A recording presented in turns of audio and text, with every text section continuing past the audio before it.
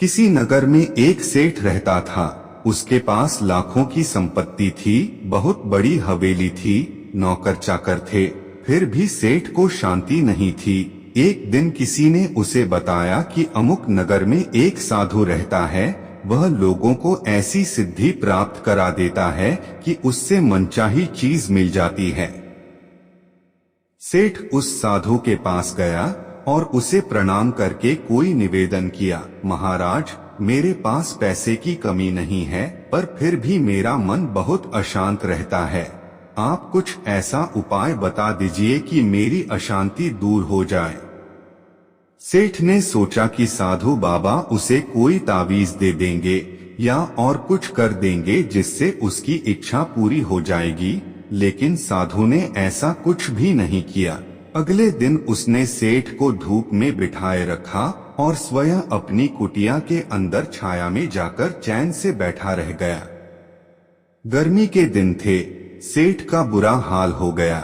उसको बहुत गुस्सा आया, पर वह उसे चुपचाप पी गया। दूसरे दिन साधु ने कहा, आज तुम्हें दिन भर खाना नहीं मिलेगा। भूख के मारे दिन भर सेठ के पेट में चूहे कूदते रहे, अन्न का एक दाना भी उसके मुंह में नहीं गया। लेकिन उसने देखा कि साधु ने तरह तरह के पकवान उसी के सामने बैठकर बड़े आनंद से खाए। सेठ सारी रात परेशान रहा, उसे एक क्षण को भी नींद नहीं आई। वह सोचता रहा कि साधु तो बड़ा स्वार्थी है। तीसरे दिन सवेरे ही उठकर उसने अपना बिस्तर बांधा और चलने को तैयार हो गया।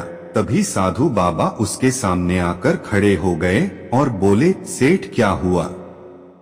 सेठ ने कहा, मैं यहाँ बड़ी आशा लेकर आपके पास आया था, लेकिन मुझे यहाँ कुछ नहीं मिला, उल्टे ऐसी मुसीबतें उठानी पड़ी जो मैंने जीवन में कभी नहीं उठाई। मैं जा रहा हूँ। साधु हंसकर बोले, मैंने तुझे इतना कुछ दिया, पर तूने कुछ भी नहीं लिया।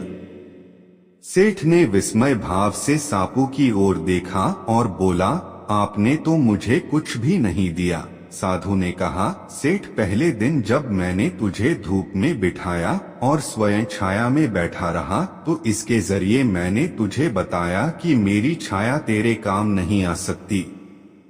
जब मेरी बात तेरी समझ में नहीं आई, तो दूसरे दिन मैंने खे भूखा रखा और स्वयं सूब अच्छी तरह खाना खाया।